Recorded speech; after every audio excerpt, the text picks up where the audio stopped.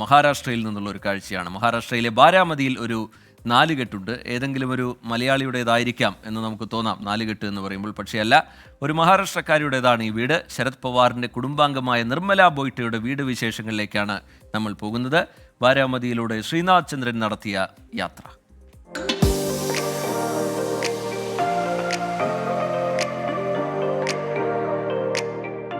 പ്രിയപ്പെട്ട പ്രേക്ഷകരെ, എല്ലാവർക്കും നമസ്കാരം. ഞാനിപ്പോൾ ഉള്ളത് ബാരാമതിയിലാണ്.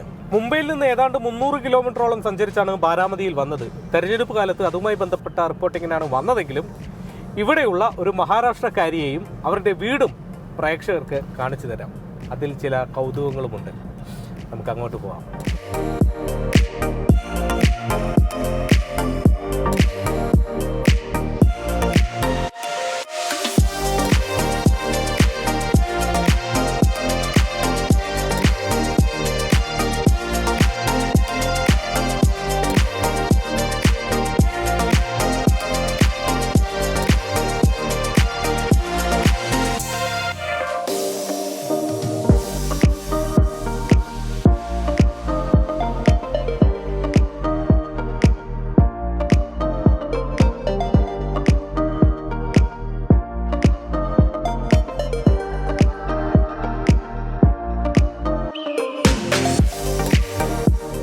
അങ്ങനെ തുടക്കത്തിൽ ഞാൻ സൂചിപ്പിച്ച ആ വീട്ടിലേക്ക് നമ്മൾ എത്തിയിട്ടുണ്ട്. ഈ വീട്ടിൻ്റെ ഉടമസ്ഥയായ നിർമ്മല ബോയ്ത്തെ മാം നമ്മളൊപ്പം ചേരുന്നുണ്ട്. നിർമ്മല മാം അകത്ത് കൊണ്ടുപോയി എല്ലാ കാര്യങ്ങളും നമുക്ക് കാണിച്ചു തരും. നിർമ്മല മാം എന്തുണ്ട്? നമസ്കാരം, സുഖമായിരിക്കും? നമസ്കാരം. നമസ്കാരം. പേര് കേൾക്കുമ്പോഴേ മലയാളി പേരല്ല, ഒരു മറാഠി പേരാ. മലയാളം അറിയാം. എങ്ങനെയാണ് അത് അറിയുന്നത്? ഞാൻ ജനിച്ചത് മഹാരാഷ്ട്രയിലാണെങ്കിലും പഠിച്ചു വളർന്നത് കേരളത്തിലെ കോട്ടയം ഡിസ്ട്രിക്റ്റിലെ പാലായിലാണ് ജനിച്ചു വളർന്നത്. എൻ്റെ ഫാദർ ബിസിനസ് പ്രമാണിച്ച് അവിടെ പാലായിലെത്തി. അതുകൊണ്ട് ഞങ്ങൾ കുട്ടികളെല്ലാം അവിടെ തന്നെയാണ് വളർന്നത്. കല്യാണം കഴിഞ്ഞ് 83-ൽ. മലയാളം സംസാരിക്കും? വീട്ടിൽ ആരും സംസാരിക്കുകയില്ല, ഞാൻ മാത്രമേ ഉള്ളൂ. കോട്ടയം സ്ലാങ്ങിലാണ് സംസാരിക്കുന്നത്? കോട്ടയം ഭാഷയാണ് ഞങ്ങളുടെ. ഓക്കെ, അങ്ങനെ നിർമ്മല മാമിൻ്റെ വീട്ടിലാണ് എത്തിയിട്ടുള്ളത്. വീടൊരു കേരള ശൈലിയിലല്ലേ? 4 കെട്ടാണ് ഈ വീട്. അതെങ്ങനെ 4 കെട്ട്? 4 കെട്ട് എൻ്റെ ചെറുപ്പം മുതലേ ഉള്ള സ്വപ്നമായിരുന്നു. നമ്മുടെ ഭാവിയിൽ കേരളത്തിൽ ജീവിച്ച പോലെ തന്നെ മഹാരാഷ്ട്രയിൽ ഒരു ജീവിതം തുടരണമെന്നൊരാഗ്രഹം ഉണ്ടായിരുന്നു. പക്ഷേ ആ സ്വപ്നം എനിക്ക് പൂർത്തീകരിക്കാനുള്ള എല്ലാ ബാക്ക്ഗ്രൗണ്ടും ഇവിടെ കിട്ടി. അതനുസരിച്ച് ഞാൻ 4 കെട്ട് പണിയാനായിട്ട് ആരംഭിച്ചു. പോയാലോ? എല്ലാം ഒന്ന് നടന്ന് കാണാം.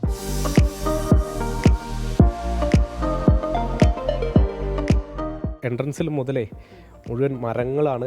ഈ വാതിൽ അല്ലേ, ഇത് കേരള ശൈലിയിലുള്ള? കേരള സ്റ്റൈലിൽ മണിച്ചിത്രത്താഴാണ് ഈ കാണുന്നത്. ഈ ലോക്ക് നമ്മുടെ മഹാരാഷ്ട്രയിൽ ഒരിടത്തും കിട്ടാൻ ഇച്ചിരി പാടാണ്. ഇതിപ്പോൾ കേരളത്തിൽ പോലും എല്ലാ വീടുകളൊന്നും ഇല്ല, വളരെ കുറച്ച് വീടുകൾ മാത്രമേ ഉള്ളൂ. ഓക്കെ, അപ്പോൾ അതും ഇങ്ങനെ പ്ലാൻ ചെയ്ത് തന്നെ ചെയ്ത. അകത്തേക്ക് വന്നാൽ ഇത് പ്രധാനപ്പെട്ട ഹാളിലേക്കാണ് നമ്മൾ എത്തിയിട്ടുള്ളത്. ഇവിടെയും മുകളിലൊക്കെ മരപ്പണികളൊക്കെ ഇങ്ങനെ കാണാം. നമ്മുടെ ഒരു കുത്തുവിളക്ക്, വലിയൊരു വിളക്ക്, ഇതൊക്കെ ഇവിടെ കിട്ടുമോ? ഇല്ല, എൻ്റെ ഫാദർ എനിക്ക് ഗിഫ്റ്റ് തന്നതാ പെരവാസ്തുലിക്ക്. അങ്ങനെ കുറച്ച് ഈ ഫർണിച്ചറൊക്കെ കുറച്ച് ഇവിടെയുള്ള സ്റ്റൈൽ തന്നെയാണെന്ന് തോന്നുന്നു അല്ലേ? കുറച്ച് ഇവിടെയുള്ള. ഇനി ഇതിൻ്റെ പ്രധാനപ്പെട്ട ഹൈലൈറ്റിലേക്ക് നമുക്ക് പോകണം, അകത്തേക്ക് അല്ലേ? ഈ ഹാളല്ല, ഏറ്റവും പ്രധാനപ്പെട്ടത് നമുക്ക് ഈ 4 കെട്ടാണ്. ഈ ഒരു നിർമ്മിതി ഏതായാലും മഹാരാഷ്ട്രയിൽ മറ്റെവിടെയും കാണില്ല എന്ന് ഉറപ്പ് പറയാൻ പറ്റും. ഇല്ലേ? ഉറപ്പ് പറയാൻ പറ്റില്ല? ഉറപ്പ് പറയാൻ പറ്റും. ഇതൊക്കെ എങ്ങനെ ഉണ്ടാക്കി? ഇത് നിർമ്മിക്കാൻ ഇവിടെ പണിക്കാരുണ്ടായിരുന്നു മഹാരാഷ്ട്രയിൽ നിന്ന്? കിട്ടില്ല. ആർക്കിടെക്ചർ തൃശ്ശൂരുള്ള ആളായിരുന്നു, സുഭാഷ് കാര്യാട്ട്. പിന്നെ എല്ലാ പണിക്കാരും നമ്മുടെ കേരളത്തിലെ പണിക്കാരായിരുന്നു. കേരളത്തിൽ നിന്ന് കൊണ്ടുവന്ന പണിക്കാർ പണി ചെയ്ത കംപ്ലീറ്റ് കാർപ്പൻറ്റേഴ്സ്, മറ്റേ ബ്രിക്ക് വർക്ക്, പെയിൻറ്റർ, എല്ലാ പണിക്കാരും നാട്ടിലുള്ള പണിക്കാരായിരുന്നു. മഴ പെയ്താൽ ഇവിടെ ഇങ്ങനെ വെള്ളം നിറയോ? ഇല്ല, നിറയല്ല. കാരണം അതിന് ഈ ചങ്ങലെ കൂടെ വീണ് അത് പുറത്തേക്ക് റെയിൻ വാട്ടർ ഹാർവെസ്റ്റിങ്ങിലേക്ക് വെള്ളം പോകും. പക്ഷെ മഴക്കാലത്ത് ഇവിടെ ഇങ്ങനെ ഇരിക്കാൻ നല്ല രസമായിരിക്കും അല്ലേ? നല്ല ഭംഗിയാണ്. ഇതിനകത്ത് മോഡേൺ ആയിട്ട് ചെറിയ ഫർണിച്ചർ മാത്രമേ ഉള്ളൂ, ബാക്കി മുഴുവൻ കേരള സ്റ്റൈലാണ്. ഇത് കൊത്തുപണികളൊക്കെ എങ്ങനെയാണ് അവിടുത്തെ ആളുകൾ അവിടുത്തെ ആൾക്കാർ വന്ന് ചെയ്തത്? ഇപ്പോൾ നാട്ടിൽ നിന്ന് ആളുകൾ ഇവിടെ കൊണ്ടുവന്ന് ഇതൊക്കെ ചെയ്യാന്ന് പറയുമ്പം അത് പൈസ ചെലവ് മാത്രമല്ല, അത് വലിയൊരു മെനക്കേടല്ലേ അല്ലേ? അല്ല, മെനക്കേടാണേലും ഒരു സ്വപ്നം കണ്ടു കഴിഞ്ഞാൽ ആ സ്വപ്നം പൂർത്തീകരിക്കണമെങ്കിൽ ബാക്കി എല്ലാം മാറ്റി വെച്ച് അതിനെ കോൺസെൻട്രേറ്റ് ചെയ്ത് നിന്നാലേ സ്വപ്നം പൂർത്തീകരിക്കുകയുള്ളൂ. കേരളത്തോട് എന്താണ് ഇത്ര അധികം ഒരു ഇഷ്ടം? അവിടെ ജനിച്ചു വളർന്ന ഒരു സ്ഥലം. ജനിച്ചു വളർന്നതുകൊണ്ട് ഇപ്പോഴും കേരളത്തിൽ, അതുകൊണ്ടാണ് ആ സ്വപ്നം ഞാൻ എൻ്റെ അവസാനത്തെ, അതായത് ആഫ്റ്റർ മാരേജ് കേരളം പോലെയുള്ള ഒരു പരിസരം ഉണ്ടാക്കി, അതുപോലെ ഒരു വീടുണ്ടാക്കി ജീവിതകാലം മുഴുവനും ഇവിടെ ജീവിക്കണമെന്നുള്ള ഒരു സ്വപ്നം ഉണ്ടായിരുന്നു.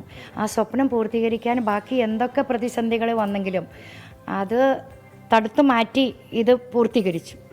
ഈ നിർമ്മല മാം, ഞാൻ തുടക്കത്തിൽ പറയാൻ വിട്ടുപോയതാണ്, ഈ മഹാരാഷ്ട്രയിലല്ല ഇന്ത്യയിലെ തന്നെ ഏറ്റവും അധികായനായ ഒരു രാഷ്ട്രീയ നേതാവിൻ്റെ ഏറ്റവും അടുത്ത ബന്ധുവാണ് ശരത് പവാറിൻ്റെ കുടുംബമാണ്. യഥാർത്ഥത്തിൽ പേരിൻ്റെ പുറകെ ഞാൻ പവാറാണ് പ്രതീക്ഷിച്ചത്, പക്ഷേ പോയിട്ട് അത് ഭർത്താവിൻ്റെ സർനെയിം ചേർന്നതുകൊണ്ടാണ് അല്ലേ.